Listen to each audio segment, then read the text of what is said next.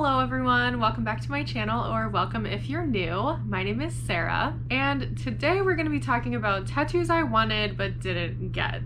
It has been a minute since we've done a tattoo related video on this channel. I will link my playlist up here to all of my other tattoo videos. I have a tattoo tour video if you want to hear me talk about all my tattoos. I have quite a few, but for today I thought it would be fun to go back into the cavernous depths of my memory and talk about tattoos I wanted but didn't get. And honestly, most of these are tattoos that I wouldn't get. So maybe some of these will be a little bit embarrassing. And these are not in any particular order. They're just kind of in the order that I thought of them. And it's possible that there are more things that belong on this list that I just haven't thought of yet. So if you like this video, make sure to give it a thumbs up.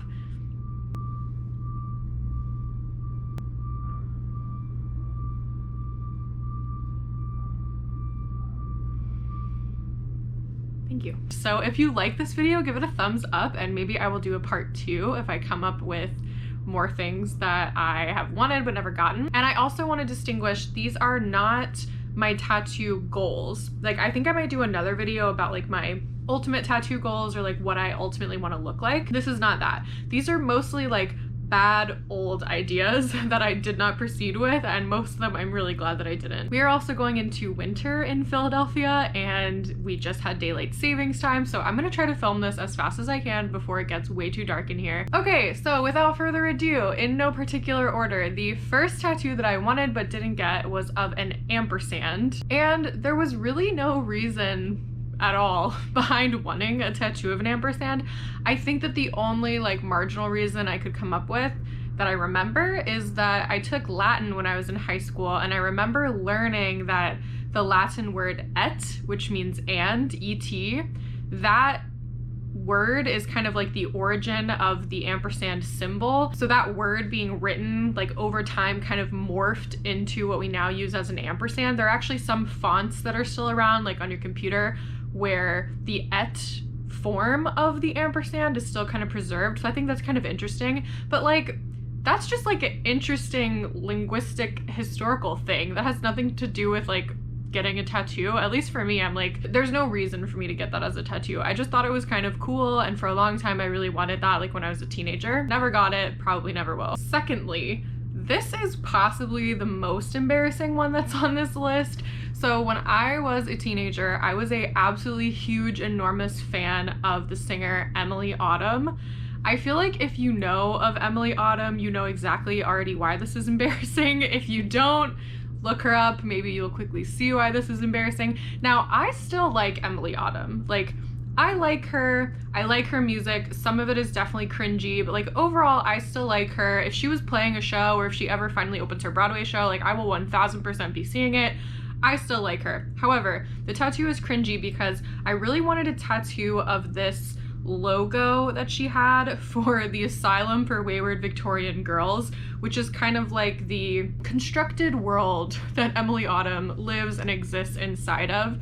So she had written a book called The Asylum for Wayward Victorian Girls. Her fan base are like part of the Asylum for Wayward Victorian Girls. So this is like a whole thing among the fandom of Emily Autumn, and it had this logo that was on like the backs of all the t-shirts she was producing when I was a teenager, and I thought it would be so cool to get that whole entire thing on my back as a tattoo. So instead of it being on my t-shirt on my back, it would be on me on my back, which is just like obviously very cringe and embarrassing as a 26-year-old woman. I'm so glad that I don't have that tattoo on me. Like I said, I still love Emily Autumn, but I don't need a huge tattoo of this random thing that she created. Next up, this is a tattoo I'm really glad I don't have, which was a stick and poke from a guy that I dated in college.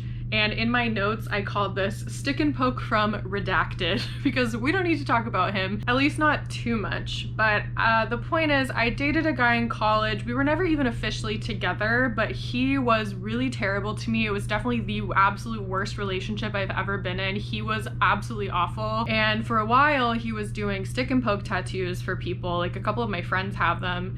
And I always wanted him to do one for me because we were kind of together, and I never ended up doing it. Like, we never ended up having time or the right place and time. So I never ended up doing it, and I'm so glad that I don't have a tattoo that he did for me, because nowadays I absolutely cannot stand this person, so I'm so glad that I don't have a permanent reminder of him on my skin. So it just goes to show, if you're thinking about getting stick and pokes or any tattoo at all, think about the person that's doing it for you and whether you want to keep that memory forever, because I certainly don't. Next up, I had this idea, I think when I was living in my first apartment when I was like 19 or 20, I had this idea that I wanted to get like Roman numerals or some type of like symbolic thing, kind of like Angelina Jolie's back tattoo, which I'll insert here. I believe her tattoo is like the geographic coordinates of where all her children were born. Like, I thought that it looked really cool, so I wanted something like that, but I wanted it of all my addresses, and like I have very few addresses. I've moved very few times. I did not move at all ever until I moved into college when I was an adult. I just for some reason thought this would be like cool and quirky, and like I could keep adding to it and it would be interesting, but like I just think that this was ultimately kind of silly. Like, I think my main motivation for this was that I liked the look of Angelina Jolie's tattoo, but obviously having children is like more of a finite thing and like finite limit to that tattoo than having all of my addresses ever throughout my life put on me in some sort of symbolic way. So ultimately, I'm glad that I didn't do this, and I don't think that I ever would. Next up, I went through a period of time where I really wanted to get a lilac flower or a lilac bush tattooed on me. For many years, I worked for a really cute little boutique in Annapolis called Lilac Bijou. I love them so much. I've become really good friends with the owner. I worked with her for 4 years, and now she and I are very good friends. And so in my time there, I always thought it would be fun to get like a little lilac tattoo to kind of commemorate my time there. And this is one of the only ones where it's kind of like, I might still do this. Like, I don't think I would necessarily do it in like a commemorative way, because I've now been not working there for several years, but I still think it would be nice. Like, I think the lilac is a beautiful symbol, it's a beautiful image, so this is something I would consider doing, but not really in the way or like for the reasoning that I originally had. Up next, I went through a really long phase of wanting a watercolor style mermaid tattoo. I would say this was probably around the time that I started getting tattooed, when I was like 18 or 19. My first tattoo ever is a watercolor tattoo, and it's my only watercolor tattoo. It's significantly faded, and it's just not a style that I'm really interested in anymore at all.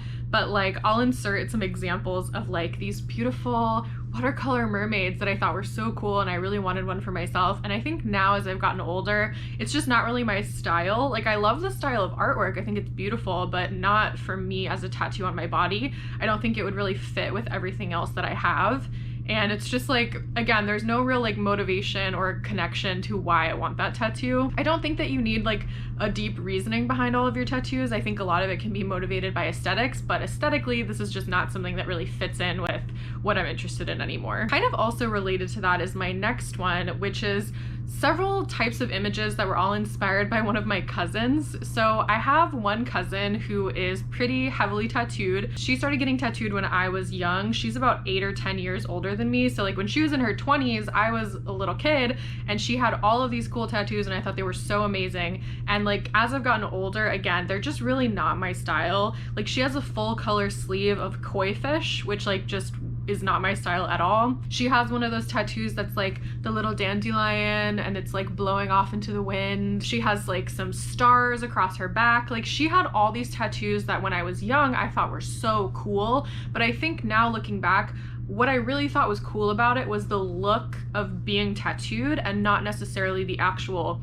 images or styles that she had tattooed. So I do credit her with like kind of inspiring my love and interest in tattooing when I was young, because she was the first person I really knew that was heavily tattooed in real life. But yeah, the actual content of her tattoos is very different than the type of stuff that I'm interested in now. Another tattoo that I wanted, and I honestly still kind of play around with this idea, is getting a portrait of William Shakespeare. So on my right leg, I have several Shakespeare related tattoos, and they're all images. Like, there's no text or anything, it's all just imagery. And you can watch my tattoo tour video if you want to hear me talk more about that. I'll link it up here. I always thought it would be kind of cool to like do my whole leg with Shakespeare imagery, and then like in the middle of my leg, like maybe on my thigh or something, do like a portrait of Shakespeare amidst all the imagery.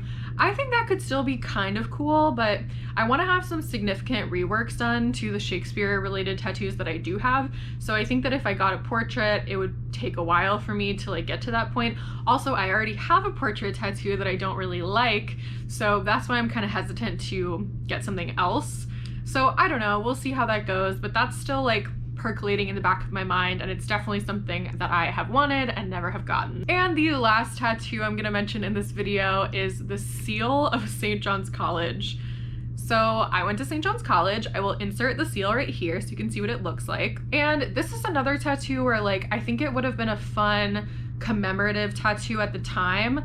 I wanted to get this upon my graduation, and I did get a St. John's tattoo when I graduated, which I will insert here. I got a tattoo of a Johnny chair, which is a whole long story. You can watch my tattoo tour video if you want to hear the explanation of it, but I ended up getting something that was more like a symbol and like a very sweet memory of St. John's rather than just like literally slapping the seal on me.